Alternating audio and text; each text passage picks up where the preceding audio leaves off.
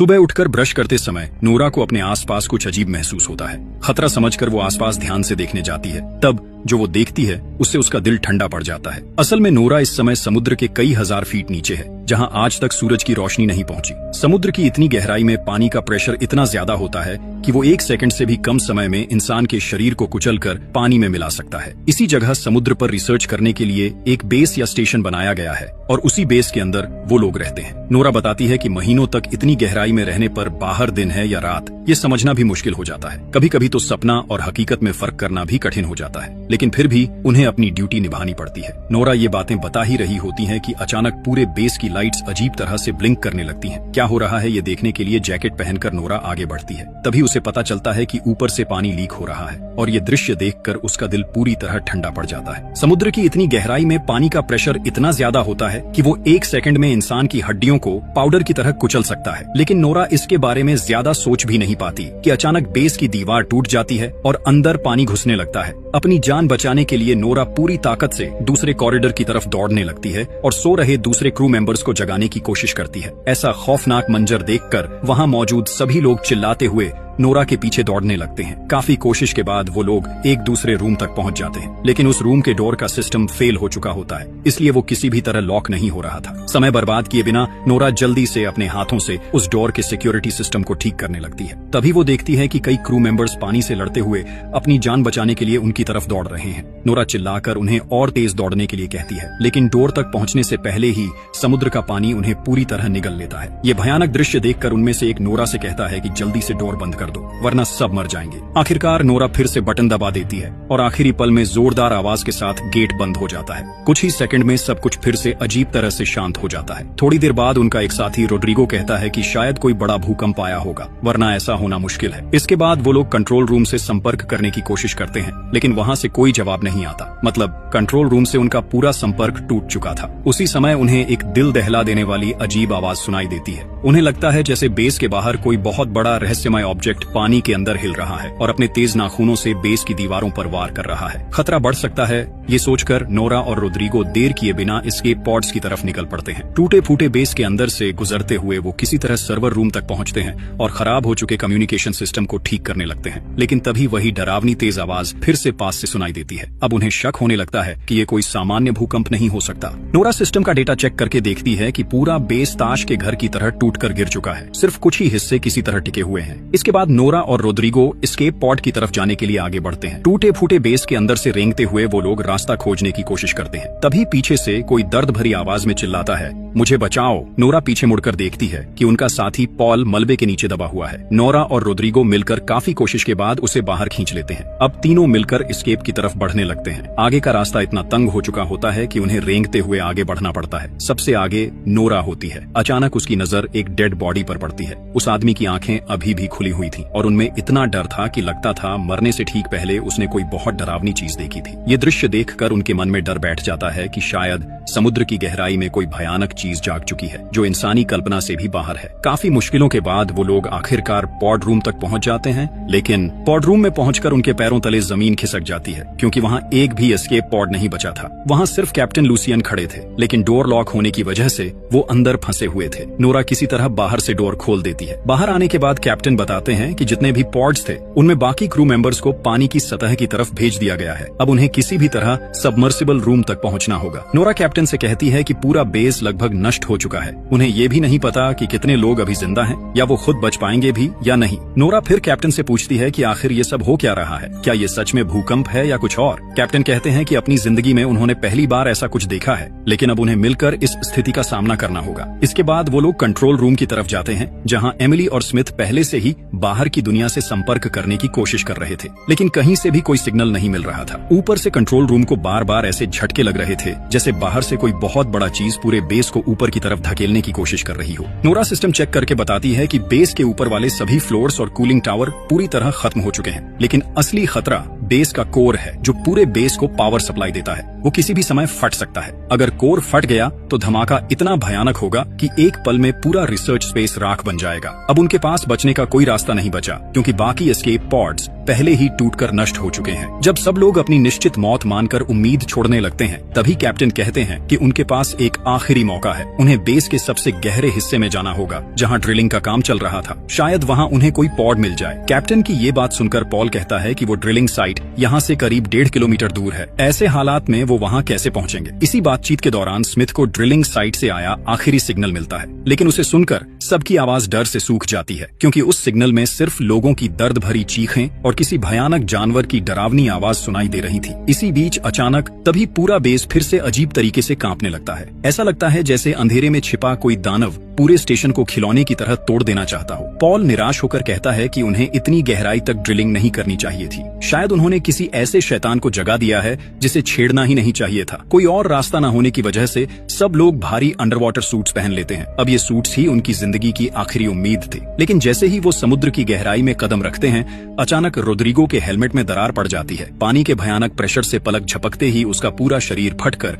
चकनाचूर हो जाता है। अपने साथी की ऐसी दर्दनाक मौत देखकर कोई भी खुद को संभाल नहीं पाता। नोरा जब इस काले गहरे समुद्र की तरफ देखती है तो उसे लगता है कि ये सन्नाटा अंतरिक्ष से भी ज्यादा डरावना है। साथी को खोने का दुख और मौत का डर लेकर वो किसी तरह कार्गो लिफ्ट की छत पर कूदते हैं और उसके अंदर घुस जाते हैं। तब कैप्टन सबको बताते हैं कि उन्हें जितनी जल्दी हो सके इस बेस से दूर जाना होगा, क्योंकि ये किसी भी समय ज्वालामुखी की तरह फट सकता है। इसके बाद लिफ्ट उन्हें लेकर समुद्र की ओर भी गहराई में उतरने लगती है। तभी लिफ्ट की स्क्रीन पर किसी पॉड से मदद का सिग्नल दिखाई देता है। कैप्टन जल्दी से लिफ्ट रोक देते हैं और पॉल व स्मिथ को कहते हैं कि जो भी ये सिग्नल भेज रहा है उसे ढूंढ कर लाओ। दोनों फिर से भारी अंडर वाटर सूट्स पहनकर पानी में उतर जाते हैं, लेकिन बाहर इतना घना अंधेरा होता है कि सूट की लाइट से भी ठीक से कुछ दिखाई नहीं देता। आगे बढ़ते हुए स्मिथ को महसूस होता है कि अंधेरे में कोई चीज शायद उनका पीछा कर रही है। किसी तरह वो उस पॉड तक पहुंच जाते हैं जहां से सिग्नल आया था, लेकिन पास जाकर देखते हैं कि पूरा रास्ता किसी अजीब चिपचिपे पदार्थ से ढका हुआ है। उन्होंने पहले कभी ऐसी चीज नहीं देखी थी। पॉड के अंदर किसी को न पाकर वो आसपास तलाश करने लगते हैं। तभी उन्हें केबल्स में उलझा हुआ अपने एक साथी का डेड बॉडी मिलता है। ये देखकर कैप्टन तुरंत उन्हें वापस अंदर आने का आदेश देते हैं, लेकिन उसी समय पॉल और स्मिथ देखते हैं कि उस डेड बॉडी की पीठ के अंदर कुछ जिंदा हिल रहा है। वो कुछ समझ पाते उससे पहले ही उसकी पीठ से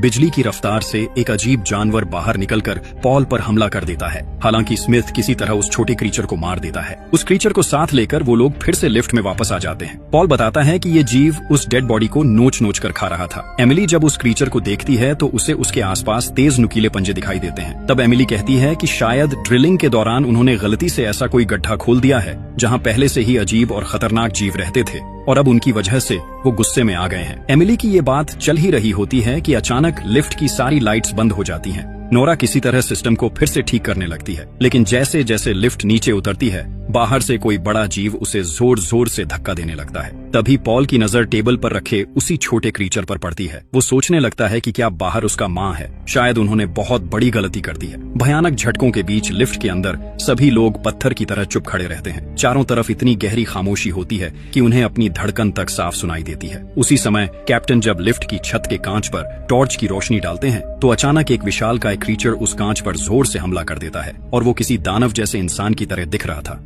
सब लोग बुरी तरह डर जाते हैं। तभी अगले ही पल बेस के ऊपर वाले हिस्से में जोरदार एक्सप्लोजन हो जाता है। रोशनी इतनी तेज होती है कि लगता है जैसे समुद्र की गहराई में अचानक सूरज निकल आया हो। इस धमाके के झटके से लिफ्ट के मोटे केबल्स टूट जाते हैं और लिफ्ट तेजी से नीचे गिरने लगती है। इसलिए सभी लोग जल्दी से अपने हेलमेट्स पहन लेते हैं। लिफ्ट समुद्र की तलहटी से टकराने से पहले ही वो लोग बाहर कूद जाते हैं, लेकिन एक्सप्लोजन की वजह से ऊपर से ब्रिज के भारी लोहे के टुकड़े और मलबा बारिश की तरह गिरने लगता है। अपनी जान बचाने के लिए सब लोग एक दूसरे को संभालते हुए किसी तरह दौड़कर ड्रिलिंग चेंबर के दरवाजे तक पहुंचते हैं। चारों तरफ गहरा अंधेरा होता है और उस अंधेरे में कुछ अजीब सी परछाइयां दिखाई देती हैं। उधर ड्रिलिंग चेंबर का डोर भी जैम हो चुका होता है। काफी कोशिश के बाद वो लोग किसी तरह उसके अंदर घुस जाते हैं। तभी ऊपर से फिर एक डरावनी आवाज सुनाई देती है। कैप्टन सबको समझाते हुए कहते हैं कि शायद ये ऊपर से बेस के टूटे हुए हिस्से गिरने की आवाज है। इसके बाद वो लोग उस सुरंग जैसे चेंबर के अंदर धीरे धीरे आगे बढ़ने लगते हैं। जैसे जैसे वो आगे बढ़ रहे थे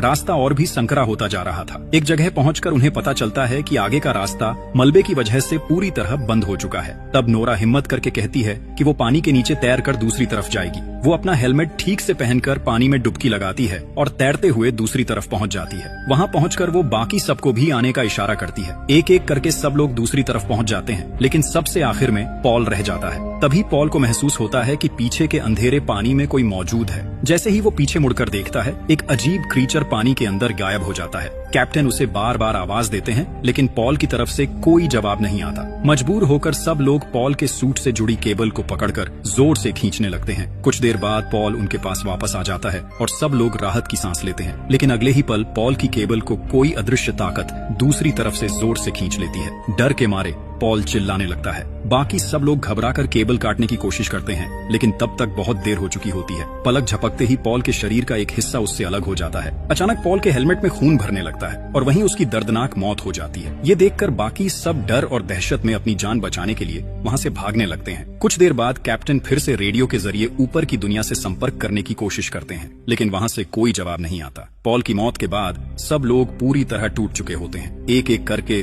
उनके साथी किसी अदृश्य ताकत के हाथों मारे जा रहे थे। तभी वो लोग एक कंट्रोल रूम में खड़े होते हैं, जहां से बाहर का डरावना नजारा साफ दिखाई देता है। उनके बेस स्टेशन की ड्रिलिंग मशीन इतनी बुरी तरह मुड़ी तुड़ी पड़ी होती है जैसे किसी ने उसे खिलौने की तरह तोड़ दिया हो। स्मिथ हैरान होकर कहता है कि 6000 टन वजन की ड्रिलिंग मशीन का इस तरह नष्ट होना क्या सच में संभव है? एमिली कांपते हुए कहती है कि ये सब उनकी गलती है। उन्होंने समुद्र की गहराई को छेड़ा है और अब समुद्र उनसे बदला ले रहा है। शायद उन्हें यहाँ आना ही नहीं चाहिए था। कैप्टन सबको शांत करते हुए कहते हैं कि उन्हें यहाँ ज्यादा देर नहीं रुकना चाहिए, लेकिन स्मिथ बताता है कि उसका सूट डैमेज हो चुका है और अगर वो बाहर गया तो पानी का प्रेशर सह नहीं पाएगा। इसलिए वो बाकी सबको कह देता है कि उसे छोड़कर आगे बढ़ जाए। स्मिथ कहता है कि अगर वो साथ गया तो सबकी जान खतरे में पड़ सकती है, लेकिन कैप्टन उसे हिम्मत देते हैं और किसी तरह उसका सूट ठीक कर देते हैं। इसके बाद सब लोग पानी के अंदर से ड्रिलिंग साइट की तरफ निकल पड़ते हैं, क्योंकि शायद वहीं एस्केप पॉड्स मिल सकते हैं। पानी के नीचे चारों तरफ घना अंधेरा होता है। तभी नोरा को महसूस होता है कि उसके पीछे कोई है। वो टॉर्च जलाकर देखती है, लेकिन उसे कोई दिखाई नहीं देता। फिर भी उसके मन में एक अजीब डर बना रहता है। उसे बार बार लगता है कि कोई उसके बहुत पास से होकर गुजर रहा है। अचानक नोरा के सामने से एक अजीब क्रीचर तैरता हुआ निकल जाता है। ये देखकर सब लोग डर कर अंधेरे में इधर उधर देखने लगते हैं। कैप्टन तुरंत सबको सूट की लाइट्स बंद करने का आदेश देते हैं। इसी दौरान उन्हें पता चलता है कि स्मिथ कहीं दिखाई नहीं दे रहा। सब लोग उसे ढूंढने लगते हैं। तभी नोरा देखती है कि कोई अजीब चीज स्मिथ को घसीट कर ले जा रही है। नोरा हिम्मत करके उस क्रीचर के पीछे जाती है। वो अजीब क्रीचर स्मिथ को खींचते हुए एक संकरी गुफा के अंदर ले जाता है। कैप्टन बिना एक पल गंवाए उसी गुफा के अंदर घुस जाते हैं। काफी अंदर जाने के बाद कैप्टन को स्मिथ मिल जाता है। किस्मत से स्मिथ अभी जिंदा होता है। कैप्टन उसे खींचकर बाहर ले आते हैं, लेकिन थोड़ी देर बाद कैप्टन को याद आता है कि स्मिथ की गन गुफा के अंदर ही रह गई है। इसलिए वो फिर से गुफा के अंदर जाकर गन निकालने लगते हैं, लेकिन जैसे ही वो वापस लौटने लगते हैं, गुफा की गहराई से एक भयानक मॉन्स्टर अचानक निकलकर कैप्टन को पकड़ लेता है और ऊपर की तरफ खींचने लगता है। कैप्टन के सूट की केबल में फंसने की वजह से नोरा भी उसके साथ ऊपर की तरफ खींचने लगती है। पानी के अंदर संघर्ष करते हुए कैप्टन और वो अजीब क्रीचर एक बड़े प्लेटफॉर्म पर जा टकराते हैं। प्लेटफॉर्म के किनारे कैप्टन को लटका हुआ देखकर नोरा उसे बचाने की कोशिश करती है। तभी वो भयानक क्रीचर फिर से उनके सामने आ जाता है। वो इतना विशाल होता है कि लगता है जैसे वो इस दुनिया का ही जीव नहीं है। वो अपना विशाल मुंह खोलकर नोरा के हेलमेट को निगलने की कोशिश करता है। उसी समय कैप्टन अपनी नाइफ निकालकर उस मॉन्स्टर पर वार करते हैं। दर्द से तड़पकर वो क्रीचर नोरा और कैप्टन दोनों को तेजी से ऊपर की तरफ खींचने लगता है। कैप्टन समझ जाते हैं कि अगर वो इसी रफ्तार से ऊपर जाते रहे तो पानी के भयानक प्रेशर से उनका सूट फट जाएगा। इसलिए वो नोरा से कहते हैं कि केबल काट दो, वरना वो भी मर जाएगी। लेकिन नोरा ऐसा करने के लिए तैयार नहीं होती। तब मजबूर होकर कैप्टन खुद ही अपनी नाइफ से केबल काट देते हैं और खुद को अलग कर लेते हैं। नोरा अलग होते ही अगले ही पल एक भयानक एक्सप्लोजन में कैप्टन की मौत हो जाती है। उसी धमाके में उनका सूट और शरीर पानी में बिखर जाता है। उस एक्सप्लोजन के झटके से नोरा नीचे समुद्र की तलहटी में बेस के एक छोड़े हुए हिस्से में जा गिरती है। वो जगह पूरी तरह सुनसान और खामोश होती है। किसी तरह अंदर जाकर नोरा मानसिक रूप से टूट जाती है, क्योंकि उसे नहीं पता कि स्मिथ और एमिली जिंदा हैं या नहीं। वो रेडियो से पागलों की तरह एमिली और स्मिथ से संपर्क करने की कोशिश करती रहती है, लेकिन कोई जवाब नहीं मिलता। फिर नोरा ऊपर पड़े कुछ उपकरणों से एक पुराना सूट किसी तरह ठीक कर लेती है और उसे पहनकर दोबारा पानी में उतरती है, ताकि एमिली और स्मिथ को ढूंढ सके। तभी रेडियो में एमिली की आवाज सुनाई देती है। उसी समय नोरा दूर अंधेरे में एमिली के सूट की लाइट चमकती हुई देख लेती है। काफी मुश्किल से वहां पहुंचने पर नोरा देखती है कि एमिली स्मिथ को घसीटते हुए आगे ले जा रही है, क्योंकि स्मिथ बहुत बुरी तरह घायल हो चुका था। नोरा एमिली को शांत करती है और दोनों मिलकर स्मिथ को खींचते हुए उस गहरे अंधेरे की तरफ बढ़ने लगते हैं। चारों तरफ माहौल बहुत डरावना होता है। हर पल ऐसा लगता है जैसे कोई भयानक परछाई छिपकर उन्हें देख रही हो। कई साथियों को खोने के बाद आखिरकार वो लोग ड्रिलिंग साइट तक पहुंच जाते हैं, लेकिन वहां पहुंचकर खुश होने की बजाय वो और ज्यादा घबरा जाते हैं, क्योंकि ड्रिलिंग साइट के मेन गेट तक पहुंचने के लिए बीच में एक पुल जैसा रास्ता पार करना पड़ता है और उस पूरे पुल पर हजारों खतरनाक क्रीचर्स गहरी नींद में पड़े हुए होते हैं। अगर उन्हें मेन गेट तक पहुंचना है तो इन्हीं क्रीचर्स के बिल्कुल पास से गुजरना पड़ेगा, और अगर उनमें से एक भी जाग गया तो पल भर में हजारों जानवर उन्हें फाड़ कर खा सकते हैं। कोई और रास्ता न होने की वजह से वो धीरे धीरे आगे बढ़ने लगते हैं, लेकिन बदकिस्मती से एक क्रीचर अचानक जाग जाता है और नोरा पर हमला कर देता है।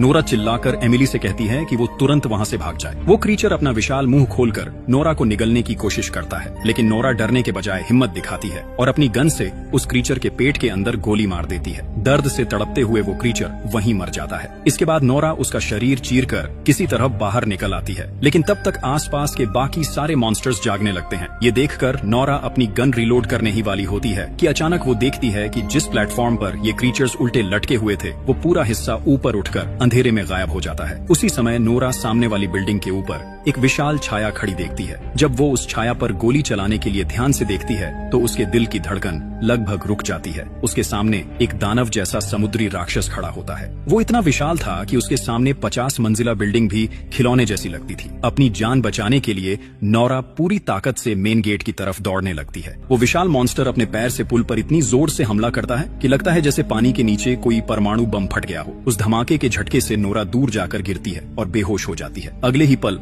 एमिली नोरा को खींचते हुए मेन गेट के अंदर ले आती है और जल्दी से दरवाजा बंद कर देती है। स्मिथ, नोरा और एमिली किसी तरह अंदर आ तो जाते हैं, लेकिन खतरा अभी खत्म नहीं हुआ था। वो विशाल मॉन्स्टर पूरे ड्रिलिंग साइट बिल्डिंग को जमीन से उखाड़ने की कोशिश करने लगता है। किसी तरह वो लोग आगे बढ़ते हुए पॉड रूम तक पहुंच जाते हैं। वहाँ कुल 3 पॉड्स होते हैं। नोरा जल्दी से चेक करती है और पता चलता है कि उनमें से सिर्फ 2 ही ठीक से काम कर रहे हैं। इसलिए बिना समय गंवाए नोरा और एमिली पहले स्मिथ को एक वर्किंग पॉड में बैठाकर ऊपर की तरफ भेज देते हैं। इसके बाद नोरा एमिली से कहती है कि वो दूसरे पॉड में बैठ जाए, लेकिन एमिली समझ जाती है कि बाकी बचा पॉड खराब है, इसलिए वो नोरा को अकेला छोड़कर जाने के लिए तैयार नहीं होती। तब नोरा उसे समझाते हुए कहती है कि स्मिथ के साथ उसका पूरा भविष्य है, इसलिए उसे जाना ही होगा। एमिली रोते हुए कहती है कि नोरा को जरूर वापस आना होगा, वो उसका इंतजार करेगी। ये कहकर नोरा एमिली का पॉड लॉन्च कर देती है। अब पूरे बेस में सिर्फ नोरा ही अकेली बची होती है। उसी समय पॉड रूम की कांच की दीवारों पर बाहर से छोटे छोटे क्रीचर्स हमला करना शुरू कर देते हैं। नोरा सिस्टम चेक करती है और देखती है कि हजारों अजीब क्रीचर्स स्मिथ और एमिली के पॉड्स का पीछा कर रहे हैं। नोरा गहरी सांस लेकर